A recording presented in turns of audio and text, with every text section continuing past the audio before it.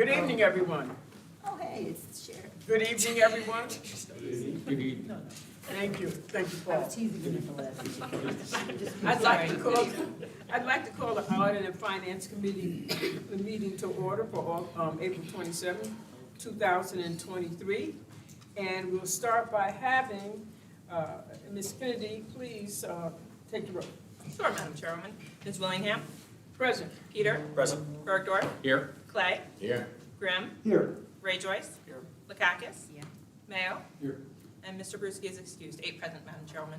Thank you very much. All right, we'll move ahead right now, and we're going to start with previous business. And Ms. Kennedy? The first item is approving the previous minutes. I'd make a motion for that, Madam Chair. I'll second. Okay, I got a motion from Mr. Peter, I got a second from Mr. Clay. All those in favor? Aye. Opposed? Unanimous, thank you very much. Next. The next item, there's been an addition to the agenda for a sheriff budget amendment, and we will be taking that now. Okay, item 2. Item 2 is actually tabled at the request of sponsor, so then we'll take the sheriff Is that number 8? budget item. Yes, it is number 8. Is it Yeah. updated? It is updated on grant, so you're good. All right. And the sheriff is here. Sheriff Apple.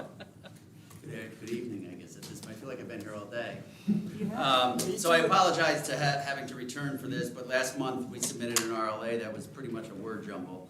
Our spreadsheet was wrong on it, so we had to, you graciously approved 3 raises for 3 of my clerical staff and decreased the salary of another position. It was all in-house, just moving money around, but we submitted the wrong line item with one of the positions.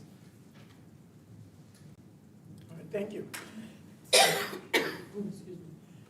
All right. Are there any questions from anyone? Mr. Bergdorf. There was an awkward silence. I was going to move it. And I would second Mr. Bergdorf.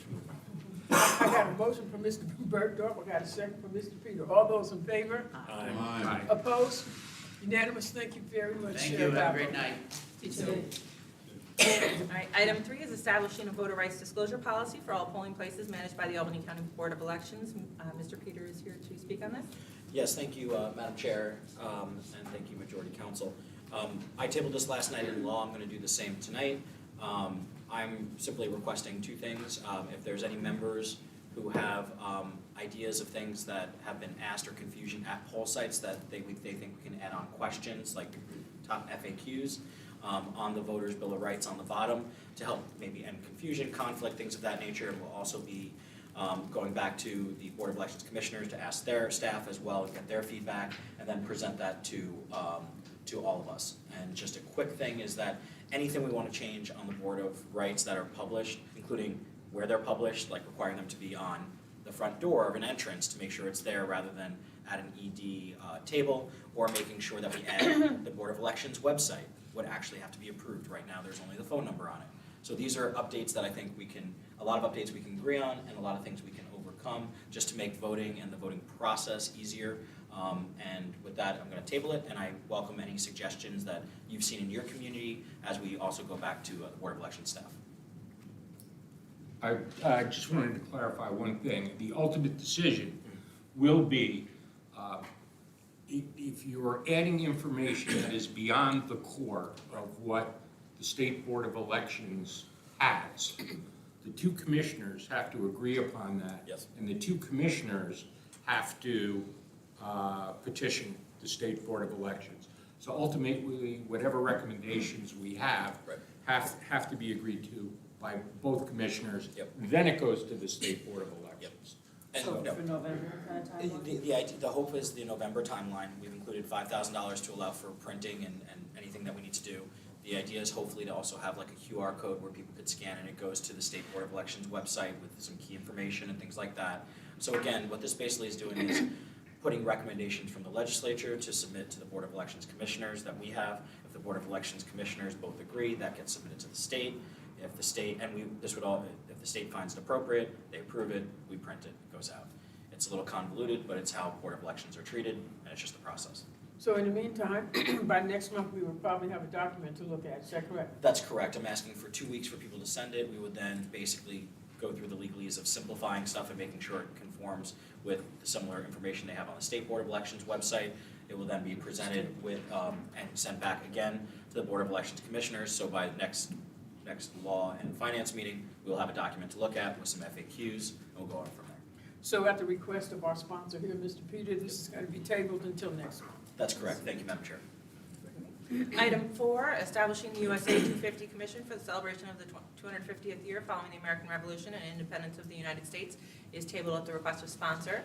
Item 5 is authorizing an agreement with Albany Housing Authority regarding a sublease of premises located at 155 Clinton Avenue in the city of Albany. I believe, I guess the DA is not here, but I believe Chris Horn is here. Chris? Is he still here? Okay. We can skip that for now, I guess.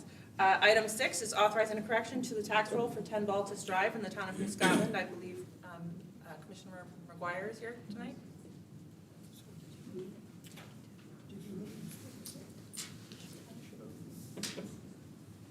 He didn't invite you. Hey. Evening, everybody. Good evening. Here tonight, I have a correction for a tax bill in the town of New Scotland. The town of New Scotland has requested the correction of a 2023 tax bill for 10 Baltus Drive. An error of essential fact as defined by real property tax law, section 550, sub 3B, has occurred. Physical improvements to the property that did not exist as of taxable status date 2022 were incorrectly valued, and it existed they were incorrectly valued and included in the assessed value of the property. The 2022 assessment roll said that the house was completely done, but it was only actually 25% complete as of taxable status date. So the town has asked that we correct the tax bill, and that we approve a resolution which would allow us to correct the tax roll and authorize a corrected bill to be issued in the amount of $6,102.31.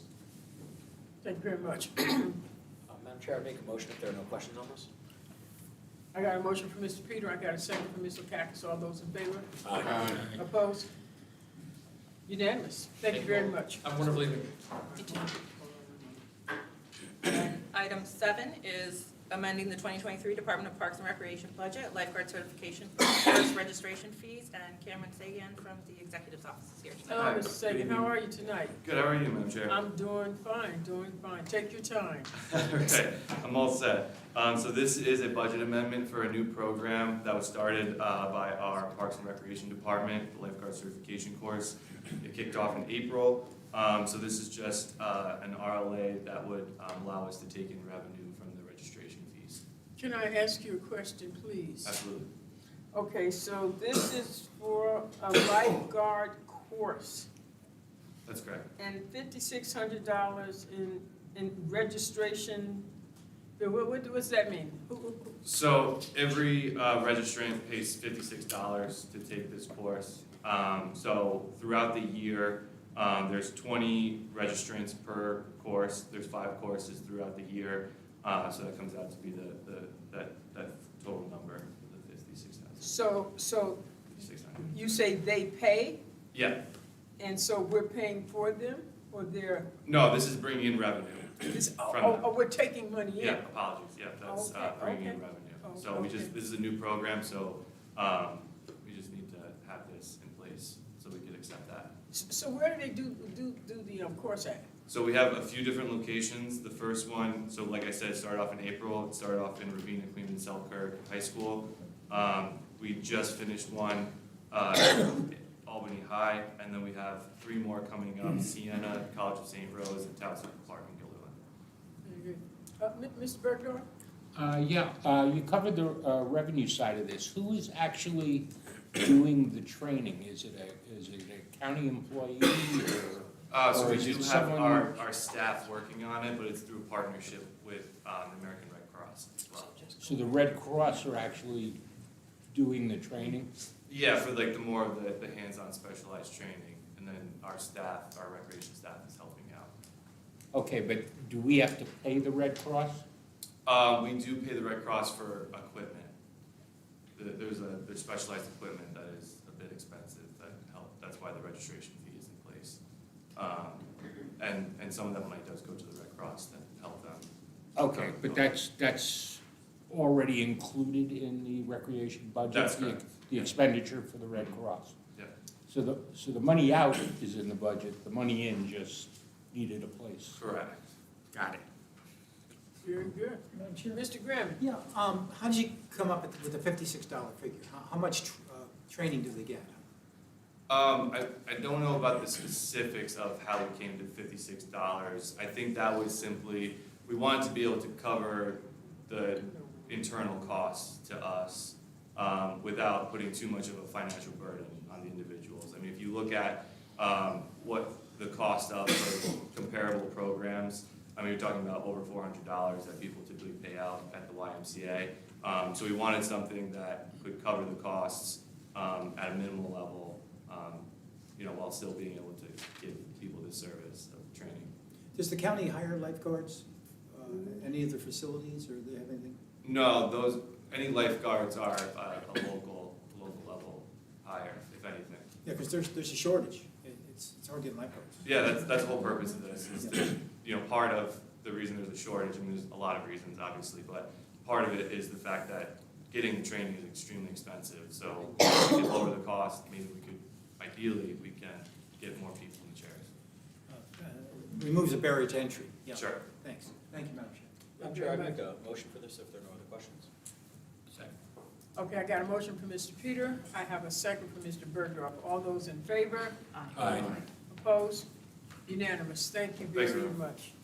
Right, and then going back to item 5, authorizing an agreement with Albany Housing Authority, this will need to be tabled by motion. Madam Chair, I'd table this as we do not have the entity here to describe and advocate for it. Second? Okay, I have a motion from Mr. Peter, and I have a second from Ms. Lakakis. All those in favor? Aye. Aye. Opposed? Unanimous. Thank you very much. Can I have a motion to adjourn? Motion, with the idea that 15 minutes, guys, it's pretty good. Never happened before, not this one. Very good. I got second, third, fourth. Should I text? Wait, Paul, we need a second to close. Let's call the DA. I think we should all send them a text.